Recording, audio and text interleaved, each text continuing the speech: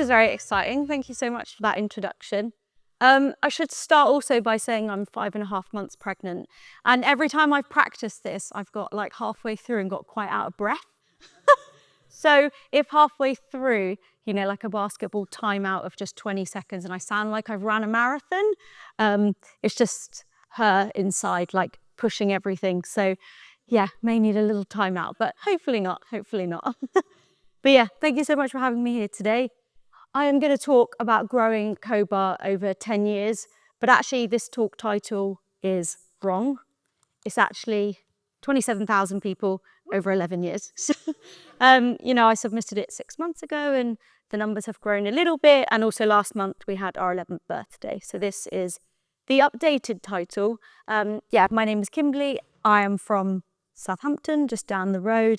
I am a software developer and director and trustee of COBA, which is the community that I'll be talking a lot about today. As I said, I was from Southampton. I then moved to Bournemouth and then moved to London for work and lived there for 8 years up until the pandemic. And then there's only so many times you can walk around a particular park in London before you start to go mad. And so me and my partner, we decided to leave and move to the mountains. So this is not right now, but this is what you can find me doing. I ski tour, I snowboard, I mountaineer, climb, mountain bike. So actually, if anyone wants to chat about that, I also love coming to tech events and talking about non-tech stuff and being in the mountains. So if you want to talk to me about anything like that, please do, because I will chew your ear off. I also can't do a talk without showing my number one child, which this is my dog. What else could two software developers call their dog? Pixel. She is a 23 kilo bundle of fluff. She's chaotic. She's got so much energy, but she's also incredibly, incredibly loving. And I just couldn't do a talk without showing her face and hearing everyone go, "Ah," because I love her. And I think that every time I see her. So yeah, in this talk, I'm going to talk about who we are, how and why we got started, because I think that's a huge part of our journey. Scaling it, because we accidentally scaled, which is a different to probably what a lot of people's intentions are. The challenges that we faced, because I don't think it's going to be interesting if I stand here and go, well, this worked really well, this worked really well, this worked really well, and this was great, because I think that's boring. And actually, I think talking about the things that haven't always worked out and what we learned from those challenges is actually makes for just a more interesting talk, to be honest. How we've been sustainable. So, you know, I think we were one of the first meetups in London in 2013 to focus on diversity and start running workshops. We existed before boot camps and, you know, we're still around. So I think that is worth talking about and, again, sharing some experiences. And then I always like to reflect, and I think it actually works really well with Imran's talk, which is the last one of the day on reflecting, because I like to reflect. So we will end on a little reflection and then we can all go to lunch and enjoy food. So yeah. Who are we? We're COBA and we're a charity and we run free programming workshops for minority group members in tech. Our workshops are quite unique in that it's not a teacher classroom format. We tried that, the very first one, and what we found is no one was asking questions.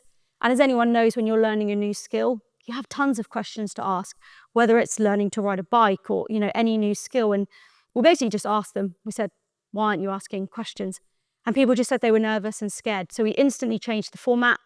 And so now what happens is when a student signs up, they say what they want help with, coaches sign up and say what they can help with, and then we pair people together one-to-one for a 2-hour workshop. They can pick what they want to work with, so we have a bunch of tutorials that students can pick from. We've written them, they're all open source, or they can bring along a personal project and get support with that as well. And I think that's also a big part of our growth, which I'll talk about, is the format, because it is really unique, that one-to-one support that's free.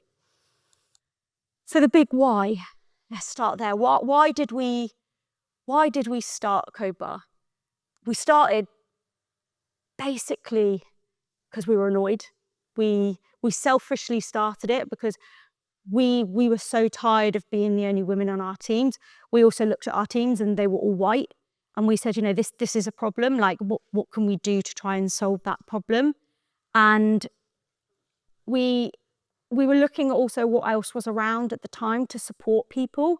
And there wasn't really anything, but there was degrees, which, and like I said at the time, there wasn't boot camps. And we said, well, let's just start running these workshops. And that's just basically what we did. So we were simply just tired of being the only women on our teams. And we didn't just want to moan about it. We wanted to actually do something. So, and we also said we can't be the only, women, minorities that feel this way. There has to be other people that feel this way too. And so it selfishly started because we were annoyed and we wanted it to change for us. And we knew there were going to be other people that felt that way too. And of course, there are also stats which, women make up 46% of the workforce in the UK, but that number drops to 20% when you look at tech. That number drops even lower. I think it's like 2 or 3% for Black women. So then the stats are awful. There's stats on salaries. There's also, a third of neurodiverse people said that they've suffered discrimination. And so the why for us quite quickly was very clear. For a selfish reason, we wanted it for us, but also the stats were there to also prove that something in tech needed to change. So getting started. Now, we sat down and we said, well, what's the priority and the absolute bare minimum needed to get started? Because, we were just scrappy and we didn't want any money. We didn't want anything like that. But we would just say, we just want a space where people can come and learn. So yes, space was the absolute number one priority. So we started asking around tech companies, if you just got space, we just need tables, chairs and internet to get started. And then we decided to move locations every workshop. So if you've ever been to Cobar, you'll know that the locations change quite frequently. And again, quite selfishly, that was because we were nosy. And we were all actually quite new to tech back in 2013. And we were like, wouldn't it be really interesting if we could just get to go into all these tech spaces and be really nosy and see what happens inside them and what they look like. You hear these things of like, oh, some tech spaces have a slide. Apparently there's these like fancy coffee machines and, there's these food stalls and so we were like, well, let's just make it that way so that, every workshop there's a different, office. But actually what was really nice about that, the long-term impact which we started to hear probably actually a few years later, was that people that then started going to interviews at those places felt really comfortable going to them because they'd already been there for a workshop. So I remember once it was a workshop post Lego actually in London. They said, I was speaking to someone at a Cobar workshop and they said that they were hiring for their apprenticeship program and they said I should go for it. So after the workshop, the Lego person shared their email. They then went for the interview and they actually got the job. And they said, actually, I think a big part of me securing that job was because I'd been to the office before. I had been there, so I didn't have any of the anxiety of how do I get there? How long is it going to take me on public transport to get there? Once I get there, where's the entrance? Okay, there's that revolving door, but there's that door there. Oh, that's stressful. And then I get there. Now I need a nervous wee. Oh, where are the toilets? Oh, the toilets are there. There are so many things if you've never been somewhere that are actually make it 10 times scarier and anxiety inducing. And what we found was that because people had been to these offices and they also actually met the person who was interviewing them because they'd met them at the workshop. So we were like, oh, that was a wonderful accident of us just wanting to be nosy. And that's then how that format stayed the same, particularly as we grew. And then in terms of tech, the bare minimum was just a website that people could RSVP. We didn't need the tutorials. They didn't exist. It was literally like, just come and tell us what you want. We'll find a coach and then we'll pair you. So it was actually on the 23rd of October 2013, we ran our very first workshop at Revo in London, and I think we've now run over like 2,500 workshops since then. But that was our very first one with, I think, 8 people. Like there weren't that many people at all, but we did it and it's still happening now. So then scaling for us, as I mentioned right at the beginning, is quite interesting because it was actually never our intention. We didn't We didn't start Code Bar and say, okay, well, let's grow to all these locations and let's go to America or China or Australia. Like we had zero intention at the beginning. But there was actually someone from Brighton. I don't know if anyone knows Rosa Fox. She was coming up to London for the workshops. And she won't mind me saying this because she actually said it on a podcast 2 weeks ago. But she basically said, she emailed us and she was like, I really want to keep coming to Code Bar, but I can't afford the train travel to London. It's quite expensive. The workshops are every single Wednesday and it is expensive. I'm skint. I think she said on the podcast, she was like living on beans on toast. So she said, can I just start it in Brighton? Can I take the exact format and move it to Brighton? And so we were like, well, yeah, I think that could work. Yeah, let's just trial it out. And we built the website. So we then built out this thing called Chapters. Chapters became a thing. And then it just snowballed. But it was then a couple of months later on the 15th of January, February, March, April, May, 15th of May, 2014, that Rosa and a few others ran the very first workshop in Brighton. And then it just snowballed from there. I think people heard about us and were like, oh, this format is actually quite interesting. This one-to-one is free. I can just go after work. There's zero time commitment. You're not signing up for 12 weeks or 6 weeks. Like you literally just come when you want. This format is really interesting. So then someone from Cambridge, Norwich, and all these locations, I'm not going to read these out because people want to get to lunch, but we then grew to a bunch of locations. This isn't even all of them.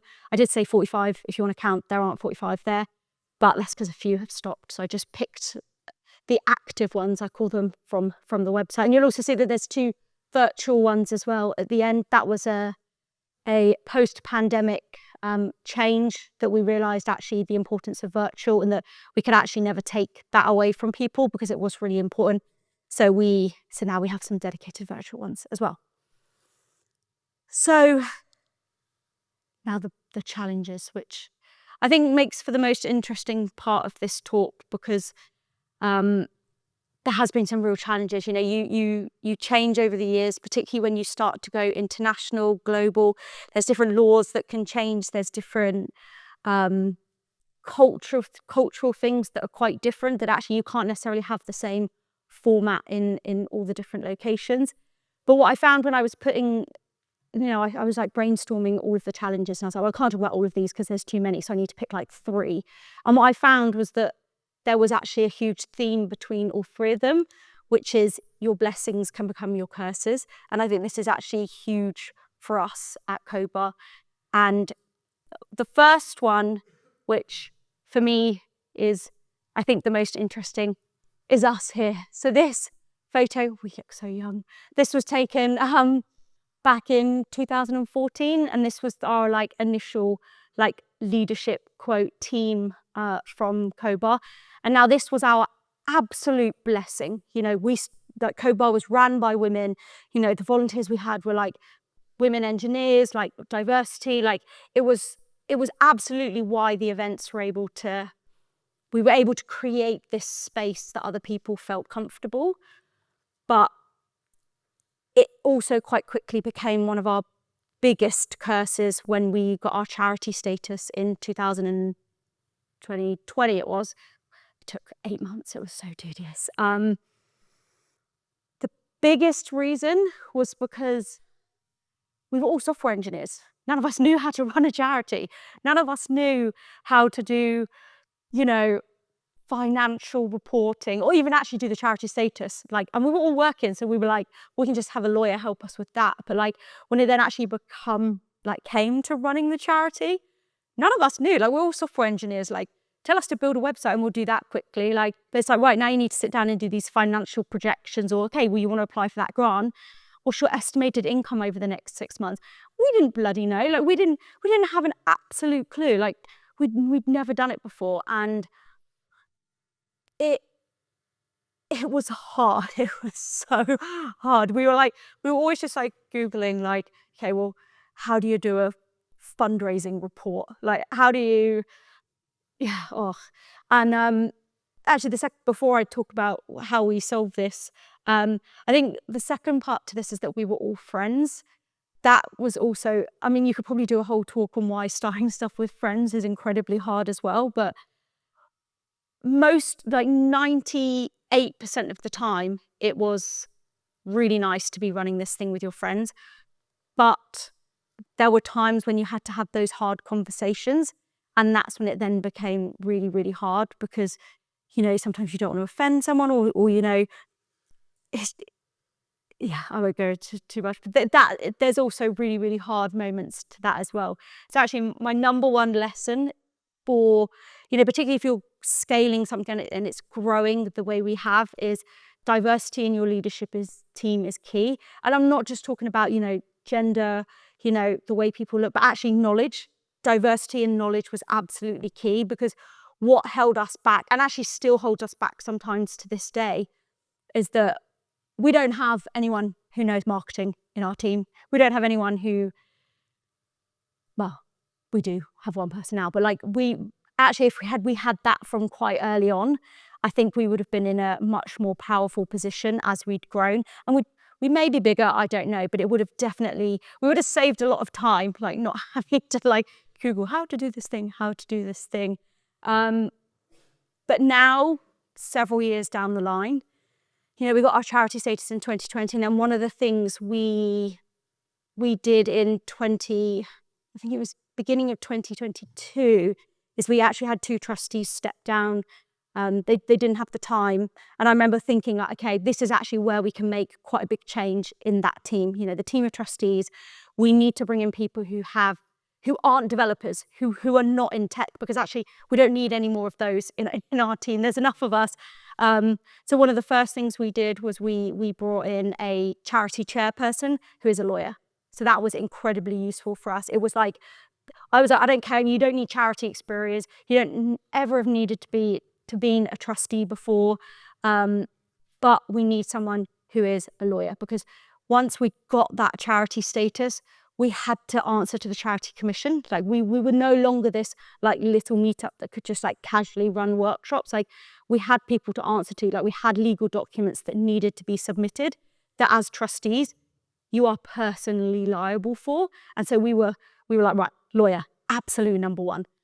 So we got that person on board. That was great, And then the second person was like, okay, none of us enjoy looking at spreadsheets of numbers and finances. So can we find someone who has, a background, expertise in finance? So we now got that person, which the fact that I no longer have to do it is so nice, because it's also just not the part of CoBar I want to do. Like for me, I want to be doing the community stuff. I want to be chatting to people on the podcast. I want to be going to the events. I don't want to be sat looking at an Excel spreadsheet or a grant thing of like, no, these are the financial projections. I also don't know, and actually don't want to learn. So we were like, okay, let's bring someone in who actually just knows how to do this. So it was just such a big changing moment for us to go, okay, like let's bring in people who can actually do this stuff that are not in tech.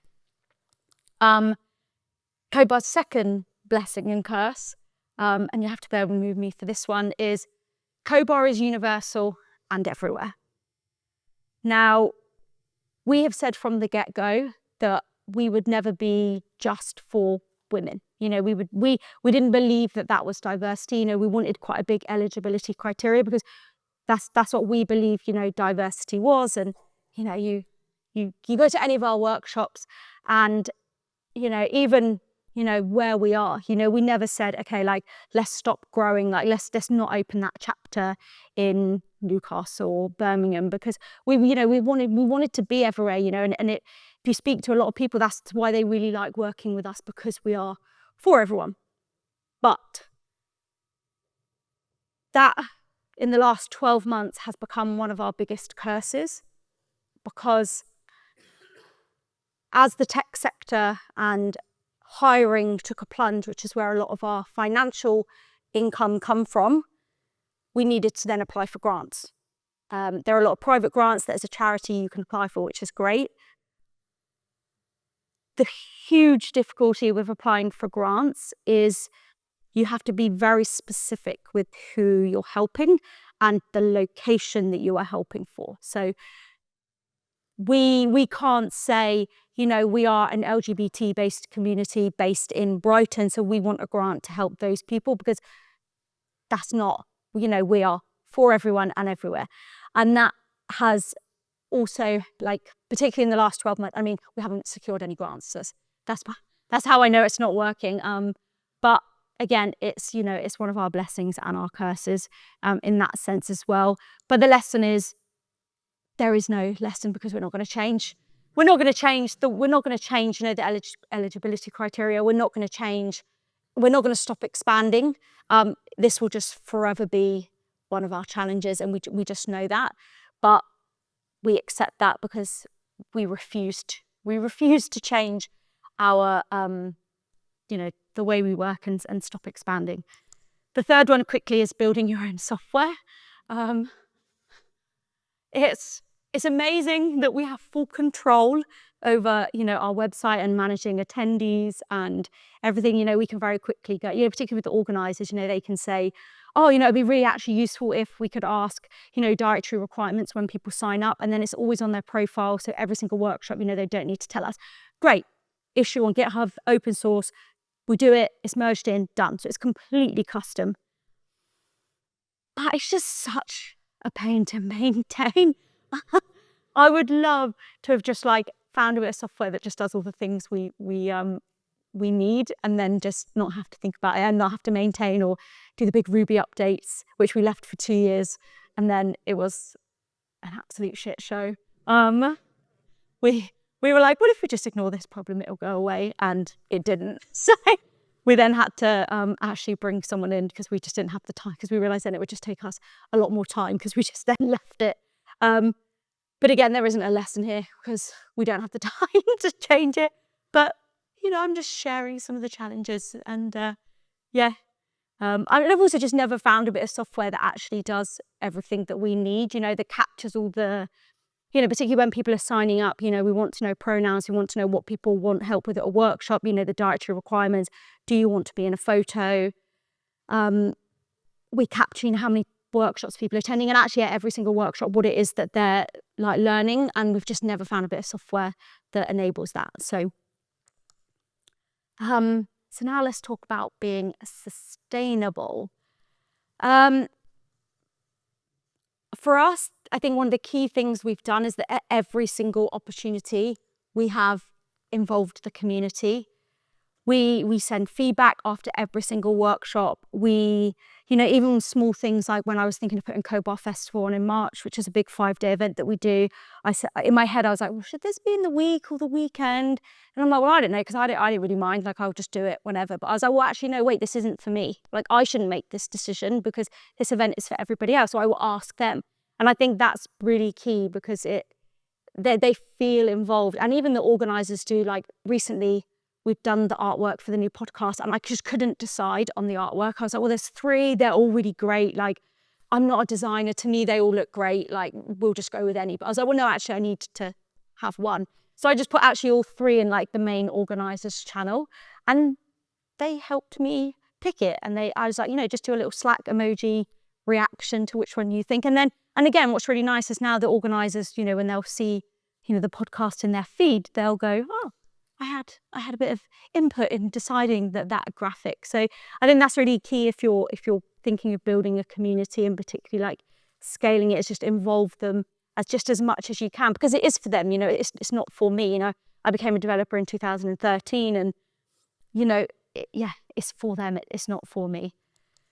And similar, but also involve your volunteers and organisers. We have 150 volunteers running workshops, in all of these locations. And one of the things that I think is why we've enabled this accidental growth is because we want them to feel like it's their chapter. I'm not in Brighton, so I'm not here to say to you, right, Brighton, you should get involved with FFConf, because I'm not in Brighton. I am now, but historically I'm not here. So it's I'm not here to say you have to do this, you have to do this. they're best placed to run their chapter because they know the location. Yeah, a really good example of this is in Berlin. So, we have our format, people arrive, food, drinks, sit down, code, go home. And if you're in London in the UK, you then go to the pub. That's not very common in Europe to go to like the pub after like a tech event. So, I remember like New York, they'd be like, oh, no, we're going out for a drink after. Like, that's really weird. So they just finish the workshop and go home. In Berlin, it's not common to get food at the tech events, or this is what they said to us. Like, actually, it's a lot more common for you to take your food to the tech event, you then eat it, and then you just carry on. Like, food is actually very rarely provided for you. And so that's where actually involving them has been really key to that growth, because there's no point me here saying, well, no, you have to do it this way, because they are there. They know their community. Like, they are way better placed to be running it and telling us how it should be run in their city, like, not me. The other thing for us has been partnerships. Partnerships could be with companies, other organisations, or conferences has been really, really key as well, both for enabling us, their office, to run the workshops, but also, events like today where, they offer tickets to our community. Like, getting the opportunity to come to an event like this, or, any conferences, can be really game-changing for people when they're starting out in tech, and actually, at any point in tech, actually, for those connections and, potentially being offered a job or just hearing more about the tech space. Like, it is so crucial. So that's been a big part of like how we've been able to sustain that as well, is just those partnerships. Because without, people and companies giving us their office space, we wouldn't have been able to run the workshops, and because we couldn't do it ourselves. So that's been crucial. And then the final one is showing impact. Impact is really key, particularly for when it's been getting coaches for us. Coaches have always been slightly harder to get on board because, well, I don't really know why, but when we say, okay, like, this is the impact you're having, like, you are directly helping like these people get jobs, or, testimonials, like, that's been really key as well for like securing the, returning members. And even for companies, when companies are thinking like, oh, should we work with CodeBar? Like, how is this helping us? Like, it's, showing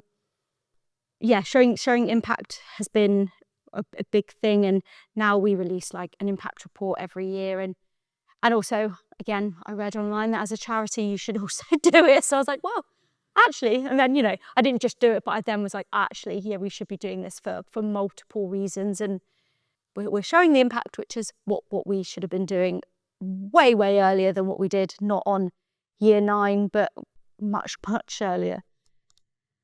So as I wrap up and we can all go for lunch, we're going to have a quick reflection. So like I said, is measuring impact has been key. It's not something that we've always done that well, and actually still to this day, we don't do it that well. One thing, I often get asked is, okay, well, how many people are actually getting jobs through CodeBar? And I'm like, I don't actually know.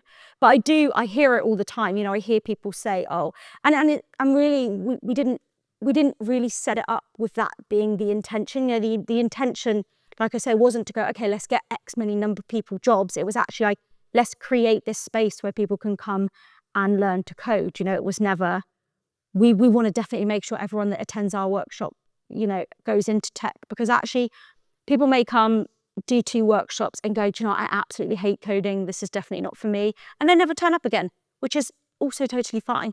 Like, there's zero pressure at all to go on to do anything. But numbers are useful, particularly when you're asking for money.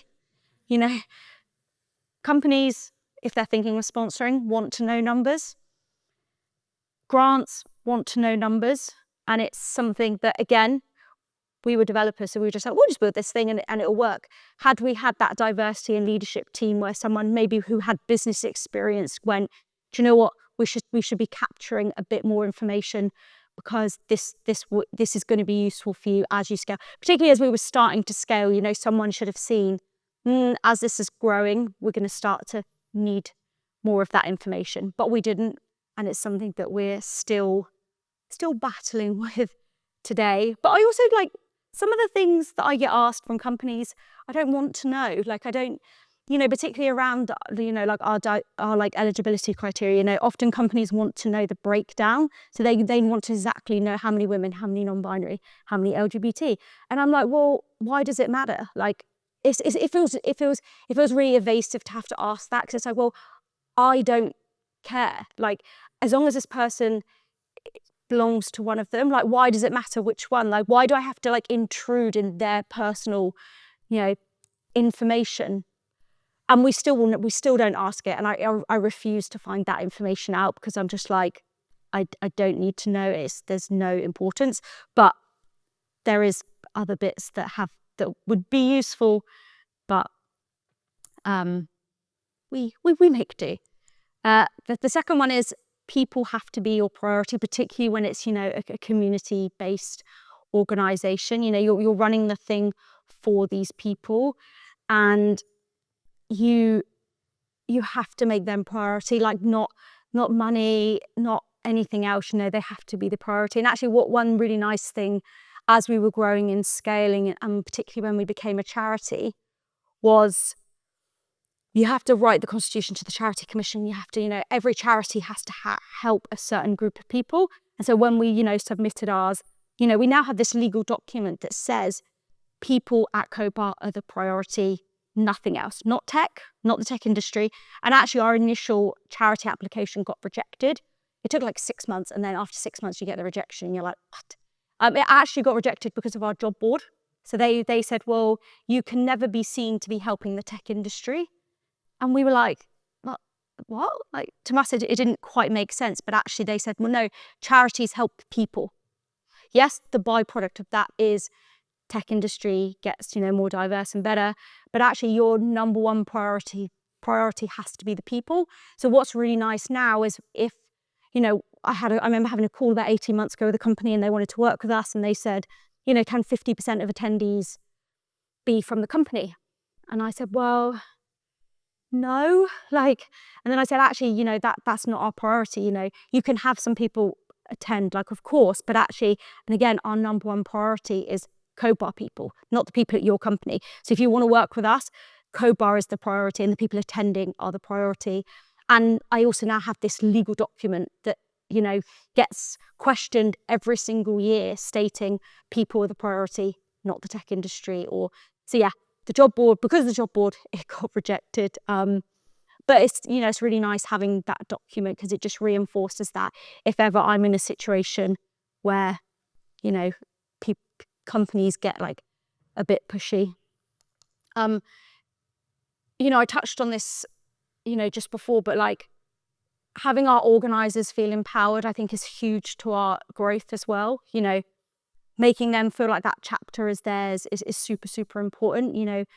Without the organisers and the volunteers running the workshops, we wouldn't be in all of these locations. Like I say, it was never our intention. And again, it's the community have to be the focus. And without, the organisers, and I don't want the organisers, I never want to be like, oh, you can't do this, or, oh, be careful with that, or, oh, you should do this. Because again, I'm not there. So having volunteers and organisers who feel empowered in all of these locations has been crucial to our growth. And without them, it just wouldn't have happened.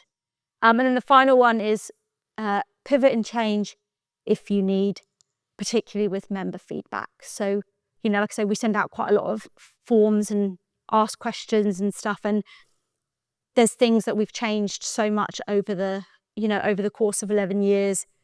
Sometimes, someone will say, oh, have you thought about changing this thing? And I'm like, actually, no, I haven't. That's a really good idea. And then, we can change it. And that's again, absolutely crucial for if you've got a community-based organisation, is that you need to make change. And particularly with tech changing, times changing, tech industry at the moment, people aren't as hiring as much. So what can we do to try and help, more people get jobs? So being able to change and pivot at any point has been,